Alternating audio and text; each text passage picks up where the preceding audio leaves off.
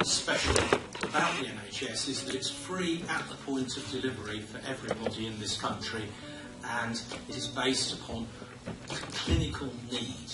If you need help from the health service, you're entitled to it, and you don't have to pay for it. That's what's special. Absolutely none at all whatsoever. I don't think there's any place anywhere. Yeah. Now, it's all very well for representatives of the coalition government to sit in this room and say they don't agree with it. I mean, I'd like to see what they would do about it. I'd like to see David Rendell tell us that if it comes forward in government that the Liberal Democrats will oppose the Conservatives if there's a vote on it before the general election. Well, the problem we have is that promises can be made in halls such as this and not kept.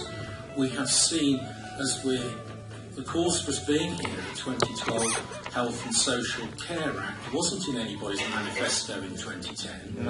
It was not. It was not in anybody's manifesto, but it went through Parliament and it was supported by both coalition parties. Yeah. And when people talk about is there a conspiracy, I think it's probably not a direct conspiracy about running down the health service, but isn't it a shame? We all of us know from our personal experience, from each other's experience, that the health service is very good most of the time to most people, and that most people working in it are doing a diligent, good job most of the time, often in very difficult circumstances, and that there's a lot more good news in the health service than bad news. It's perhaps a symptom of our newspaper industry that they will look for the stories. And if it were just Harold Shipman or Lyd Staffs, or, let's remember the Bristol Royal Infirmary heart problems in the 1990s. I mean, these are aberrations. They are so few that they should not be either the defining feature of the NHS as we see it, of its image, nor should it be the basis of government policy. And I think that's why you have to ask, well, there is no actual rational reason for a bad image for the NHS. Why is there this need to change it? Why the need for the 2012 Act? It was seeking to fix a problem that didn't exist in most people.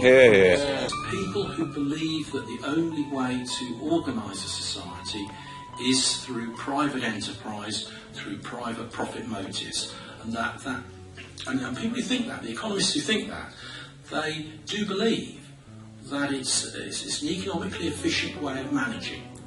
They look at these big organisations in terms of a market stall, that if you want tomatoes to be a reasonable price, you have 15 different stalls selling them, and essentially it'll rattle itself down to the best possible price. Well, of course, that might work for market stalls. It doesn't work when Tesco move into town and obliterate your market stalls and then put the price up afterwards. And that's the model for the health service, isn't it? The American companies, and when we talk about NHS England, that's the point of NHS England, is to talk about commissioning and to do commissioning. And of course, what they will want to move to is to inviting all British companies, European companies, American companies to come in. They will come in, undercut any local provider, the local provider's gone, and then they hike the price when they want their MPs' wealth. And maybe we should have a view that wealthy people should not be MPs. Maybe they should divest themselves of their wealth to show that they're good enough to be MPs. Or maybe if they prefer their wealth to being an MP, then we should leave them alone with their wealth and not elect them. And since Zach Goldsmith was mentioned, fine man opposing TTIP for whatever reason he sees fit, but let's remember that he is non-domiciled for UK tax purposes. He relies on French nationality to avoid large amounts of UK tax that he could otherwise pay. But regional government is a very different debate. It's not being had, and you have to be suspicious that when problems, and that's how the health service is seen, when problems are passed down the line to local authorities and to localism, that's so that somebody at the top can wash their hands of it. David Cameron will be able to say, He doesn't have to say anymore the NHS is safe in his hands. We know it's not. He'll be able to say it's not in my hands. I conscious time wash my hands of the health service, and that's probably the objective. I think the broad answer from the Labour Party is yes. And I say that because in 2013, after the passing of the 2012 Act, the Labour Party committed to the repeal of that Act in the very first Queen's speech after the Labour government came into power after this coming election. So the answer is, if you want to get rid of the 2012 Health and Social Care Act, the Labour Party guarantees to do that in its first legislative programme in a new government. But I have not and have never had private health insurance, and indeed I'm in a position in my accountancy firm to deny all my employees it as well, which I do standardly as an act of socialism. And all the cold callers who ring up and get quite a lot trying to sell it, and usually on the basis, oh, it'll be much better for your business, we just say, we don't need it because we've got a national health service.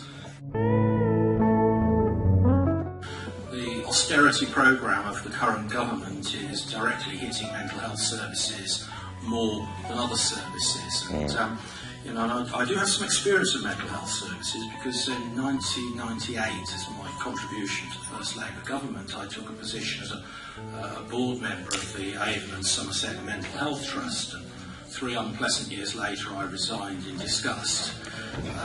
And even then, people talked about it as a Cinderella service, and the consultants were mostly aggrieved, it seemed to me, that there wasn't much private consultancy around in mental health services. It's one of those situations where it's people like to keep it out of the way. It does need more money spending on it. It does need to be more in the public eye. There is a job to be done. And it seems to me that the argument for austerity is not an argument that should frankly apply to anything, let alone mental health services. Austerity is to governments a matter of choice. We have a government that's chosen austerity. It's chosen to be poor and to make people poor. We have local authorities in Somerset and Mendip who have chosen for 6 years not to increase their precinct. They now have budgets that are 15 to 20% less than they could have been, and the reason they're cutting services is because they've chosen to be poor. They're like somebody who chooses to work 4 days a week instead of 5 days a week, and then says they won't feed the children on Friday because they've got no money. And that is the morality of those people. And the Labour Party chooses not to do it that way. We're going to the next election saying we don't want your level of austerity. We want economic growth, we want higher wages. If you pay people minimum wage, that's all they earn, and that's all, you get no tax out of them. If you increase their pay, you get more tax. I mean, it's simple Keynesian economics of the type we had in 1948 when the health service was created.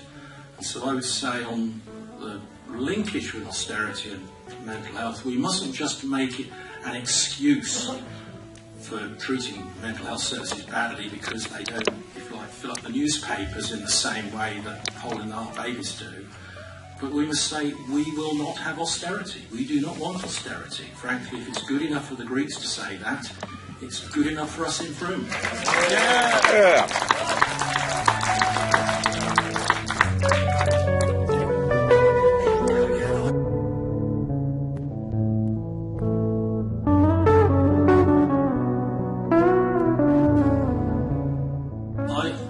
I am openly a loyal member of the Labour Party and have been for many years. I will support 100% the manifesto and policies of the Labour Party that we go into election with, and were I to be elected, I would vote 100% for those.